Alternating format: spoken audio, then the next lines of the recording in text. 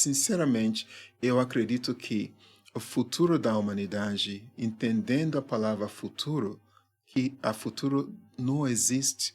Então, o presente da humanidade é o que define absolutamente tudo. Então, o que eu gostaria de enfatizar e trazer para a minha vida é a mesma coisa que eu compartilho com todo mundo. Então, sim, é um mundo onde, quando cada um de nós acordamos, e não é esperar alguma coisa milagrosa acontecer, não é esperar um Salvador voltar, não é esperar um frota estelar chegar para nos salvar. De fato, não. De fato, é eu olhar e eu escolher cada dia quando eu acordo, e eu faço isso. Eu me pergunto, como que eu posso ser um ser humano melhor hoje? Aí eu olho para a minha vida, onde eu preciso ajustar. Com toda a honestidade, onde que eu preciso ajustar. Então, isso também é algo que as pessoas que estão na posição de influenciar as pessoas dentro dessa cultura que chamamos de espiritual.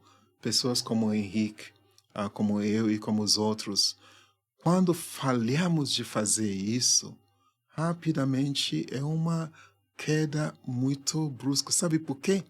Porque quando você cuida demais dos outros, quando você motiva muito os outros, quando você ensina muito e esquecendo de praticar aquilo que você está ensinando, esquecendo de trazer aquilo para a sua vida, aí é pior. É pior. Então, por isso que às vezes as pessoas que estão dentro dessa jornada acabam sofrendo muito.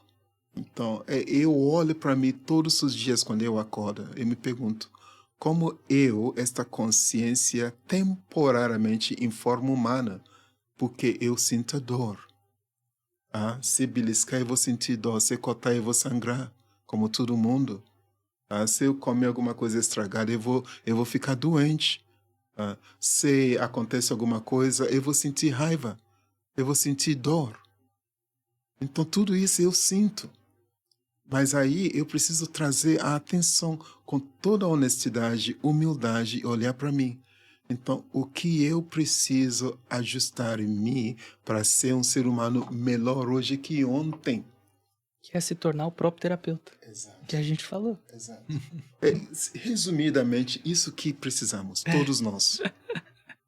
Que é o que você fez, né? Bastante. Questionamento. Os recados do corpo, você passou uma cultura das pessoas conseguirem começar a olhar para si mesmas, né? Analisar os próprios padrões de pensamento, de crença, de comportamento, né?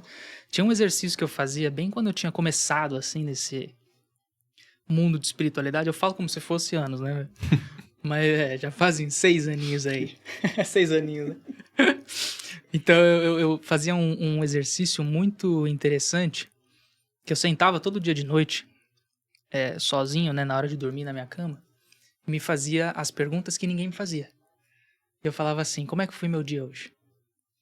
E eu respondia, foi bom ou foi ruim? Aí eu detalhava, foi bom. Por que foi bom? Ninguém vai te fazer essa pergunta, cara. Então se faça a pergunta. E olha que interessante, você vai perceber que você já tem as respostas.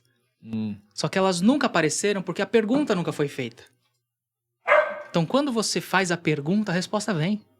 Então, esse é o processo de ser o próprio terapeuta. Se faça perguntas. Por que o dia foi bom?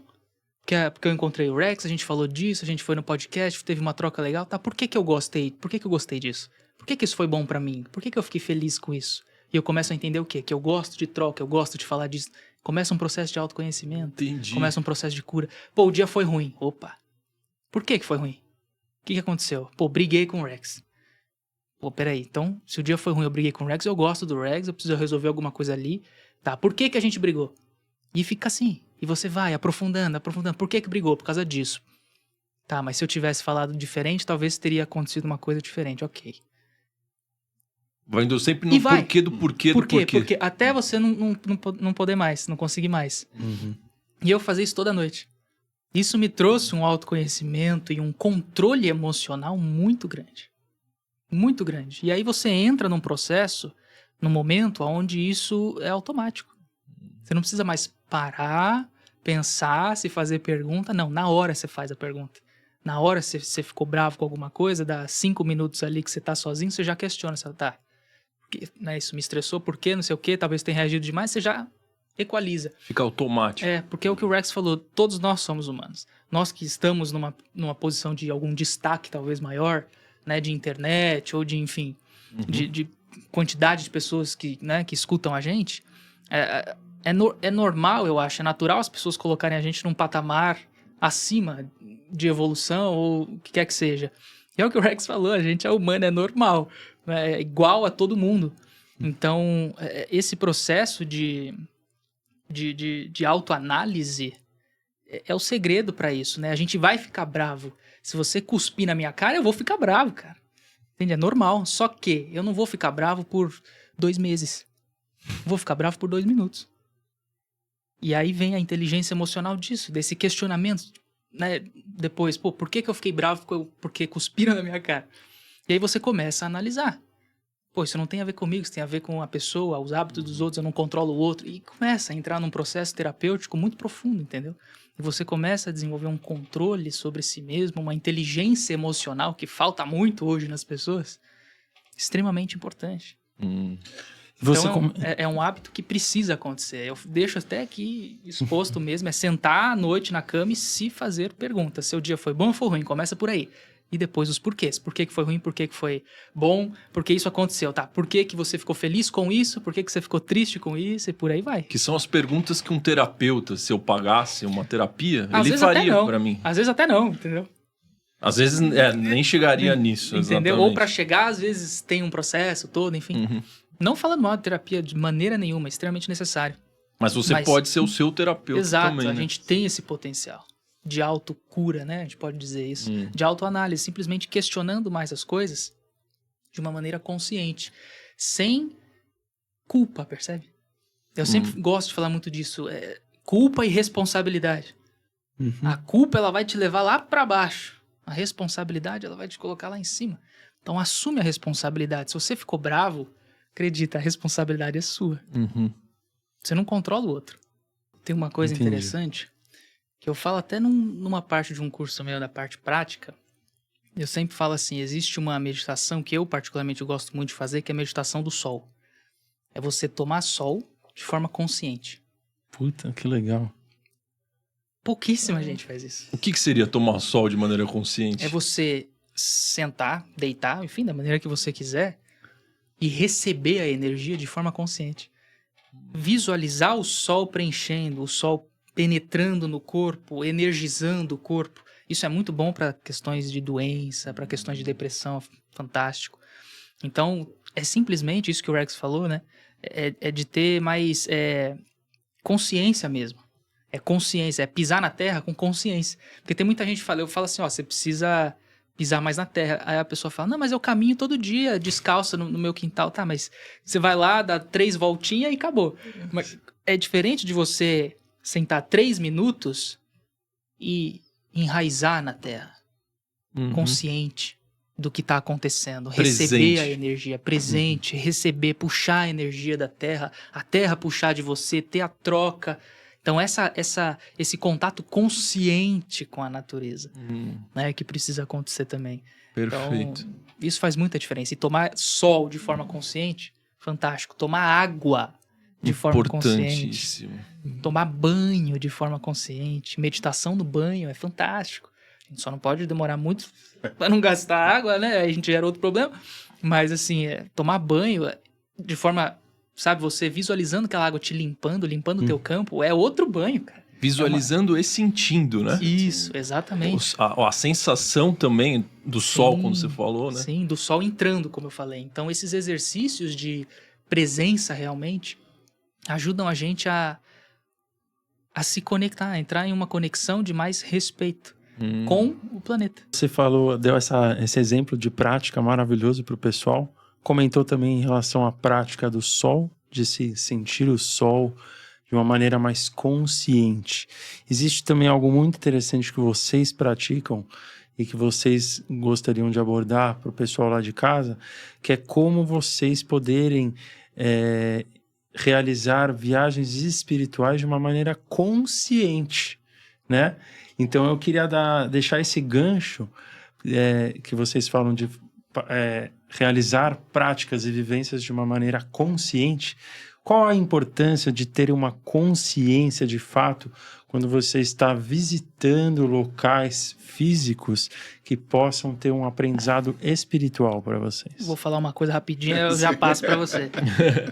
Porque assim, é uma coisa que eu costumo fazer também, então já ligando, né? Eu acho muito interessante. Eu sempre me considerei uma pessoa muito observadora. E as pessoas que são mais observadoras, querendo ou não, elas acabam sendo mais atentas, mais presentes no que está acontecendo. Então, isso é um hábito que eu tenho a todo momento. Eu estou observando o que está acontecendo, o que cada um está fazendo, tudo que está acontecendo. E isso é presença. Uhum. E quando a gente faz uma viagem dessa, né, uma viagem espiritual que é muito diferente de uma viagem de turismo, e aí o Rex vai falar aqui sobre isso, isso faz toda a diferença, de você ser capaz de observar as coisas com consciência. Então, por exemplo, uma coisa que eu faço no meu dia a dia, se eu tô olhando para a janela, às vezes eu posso estar viajando, pensando em outra coisa, mas frequentemente eu olho para uma árvore e começo a analisar, não, mas a aproveitar aquele momento. Eu olho para uma árvore e eu fico pensando, nossa, o que essa árvore deve pensar? Eu olho para uma flor e falo, caraca, olha, eu nem vi ela aqui. E ela tá aqui sei lá há quanto tempo. Uhum. Então a gente começar a ter um olhar mais presente para as coisas, por exemplo, quando todo mundo faz o caminho para ir para o trabalho de carro, não presta atenção nenhuma no caminho. Às vezes tem coisas tão interessantes. Eu, por exemplo, eu dirijo para todo lugar. E aí quando eu fico no banco do passageiro, é muito diferente, cara. Eu vejo, nossa, olha isso aqui. Aí a pessoa fala, mas sempre teve aí. E eu nunca percebi. Então, assim, a gente trabalhar essa consciência, né? Essa presença de observar mais as coisas com mais calma, com mais atenção. Uma planta, um animal, um passarinho. Agora que eu me mudei, tô no meio do mato. Cara, eu observo os animais e é meditativo isso. Você observar um pássaro lá na viagem do Peru foi uma coisa, assim, de outro nível. Eu tive insights enormes observando o rio. Quando a gente consagrou a Chuma. Sim. Eu fiquei lá no cantinho. O rio tava do meu lado, eu só fiquei olhando pro rio e o rio falando comigo. Então, assim, era uma coisa, assim, muito louca. De você simplesmente ter... um outro ponto de vista. Uma atenção consciente para aquilo. Eu vou olhar o rio, o que esse rio me ensina, sabe? Pode ser coisa até esquisita para quem não tá nesse meio. Mas eu tenho certeza que tem muita gente entendendo o que eu tô falando. Com certeza. Então, essa atenção é o que faz diferença, principalmente para uma viagem dessa. Espiritual, guiada, com ritualísticas, iniciações, resgates, enfim. E aí, é com você. Uma coisa que Henrique acabou de falar, ser observador com consciência. Ser observador com consciência. Porque muitas pessoas falam assim, eu sou muito observador. Só que a pessoa só observa para julgar. Exato. Mas eu sou fofocar. Fofocar. Eu vejo tudo, nada escapa. Eu sou muito observador, mas é para julgar alguém dentro das crenças de que a pessoa considera certo e errado. É completamente diferente de observar com consciência, para sentir. Que tudo é frequência, tudo é montanha, é consciência em forma de montanha. Rio é consciência em forma de água líquida. Então, tudo é uma consciência. E nós somos consciência em forma humana.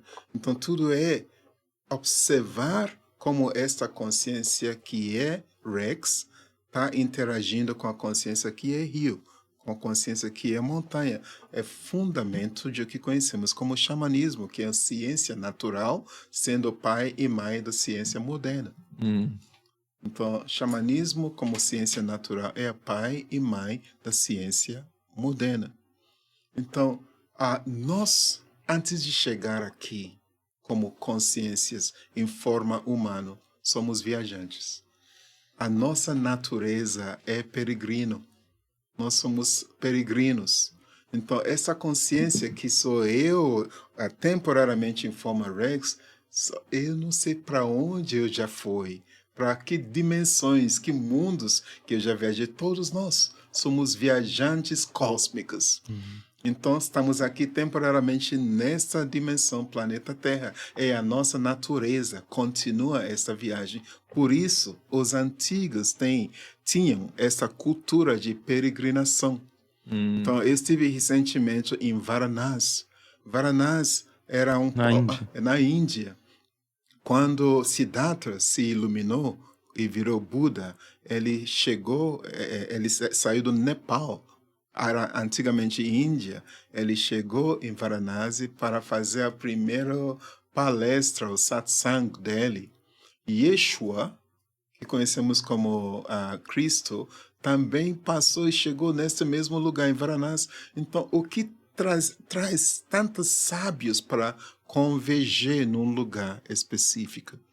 E para que finalidade? Então, isto é entendimento fundamental de o que hoje chamamos de viagem espiritual. Então, você pode ir para a Índia, pode ir para o Egito, pode ir para Peru, pode ir para a Grécia, a Irlanda, que são esses lugares, Guatemala, Belize, que eu levo as pessoas para fazer essas conexões. Você pode ir como turista, você vai desfrutar de tudo que turismo tem. Agora, quando você vai com essa intenção que chamamos de viagem espiritual, o que acontece? Você vai desfrutar de tudo que turistas desfrutam, mas tem lugares que os antigos escolheram como terra sagrada, lugar sagrado. E lá eles construíram monumentos, construíram templos. Por que este lugar? Pirâmide em Giza, Machu Picchu, e vários Stonehenge. Por que esses lugares? Por que eles escolheram esses lugares? No nosso corpo não tem o que chamamos de chakras, ou vórtices, onde energias convergem. Aí vira um ponto de energia mais concentrada. A mesma coisa, o corpo planetário, o corpo da Terra, tem pontos onde energias convergem. Aí essas energias, quando chegamos nesses lugares, interagem com o nosso campo. Essa interatividade desperta informações. Luz, tudo, frequência. Informações vão entrar em contato para dialogar. Nossa. Exatamente isso que acontece, né? O que chamamos de viagem espiritual. Por exemplo, no Peru tem Lago Titicaca. Sim. Lago Titicaca Isla del Sol. Tem Isla Taquili, Isla do Sol, onde energia ou frequências convergem e formam um vórtice lá, que podemos chamar de chakra. Que tipo de chakra tem nesse lugar? Chakra sexual, como foi identificado. Então, Egito, a grande pirâmide em Giza, pineal. Pineal. Porque você pega a planeta Terra, fecha, aí você vai perceber que o pirâmide em Giza está exatamente na posição onde o nosso pineal está. Então, essas viagens que chamamos de viagens espiritual são especificamente para esses lugares, esses países onde já tem esses registros de frequências que eu chamo de biblioteca, esperando pessoas chegar para acessar. Então, o que eu faço? Quando eu levo as pessoas para essas viagens, aí fazemos vivências para que eles aprendam como acessar essas bibliotecas. Foi numa dessas viagens que eu estive com o Henrique no Peru. E assim, essas informações, elas só são acessadas quando existe abertura da pessoa para isso e consciência para isso também, né? Então, isso que a gente falou de trabalhar essa observação, ela precisa existir, né? Não dá para ir para uma viagem dessa querendo comprar coisa ou só conhecer a cultura. É muito mais do que isso, né? Uma viagem espiritual, ela é aquela coisa, você precisa se mexer para o exterior para que uma mudança interna aconteça. Isso é uma viagem espiritual. Uma viagem normal, você vai para o exterior e é isso. A viagem espiritual, você vai para o exterior para a viagem interna acontecer, né? Para uma mudança interna acontecer. E é transformador. E eu sempre falo para as pessoas, nessas viagens, para cada passo que damos, para cada 1.000 quilômetros ou 1.000 milhas que damos 10 ou 100 para dentro de nós. Então, cada passo que você dá para fora, você dá 10 ou mais para dentro de você. Então, é a natureza do ser humano. Viajar é a nossa natureza. Nos mover de um lugar para outro é a nossa natureza. Aí, o que estamos buscando? No fundo, há uma busca. É a busca de visão, né? É a busca de visão, a busca para recordar, para lembrar alguma coisa. Então, às vezes na vida chegamos num ponto que estamos esgotados. Então, eu quero alguma coisa diferente. Eu não sei o quê. Eu sei que já encerrou esta fase da minha vida de trabalho ou de relacionamento. Então, mas eu não sei. Próximo passo. Então, eu quero buscar visão. Daí que nasceu tal busca de visão. Eu quero uma clareza do próximo passo. Então, peregrinação, desde a época antiga, servia essa proposta. Viagem espiritual também serve esses propósitos.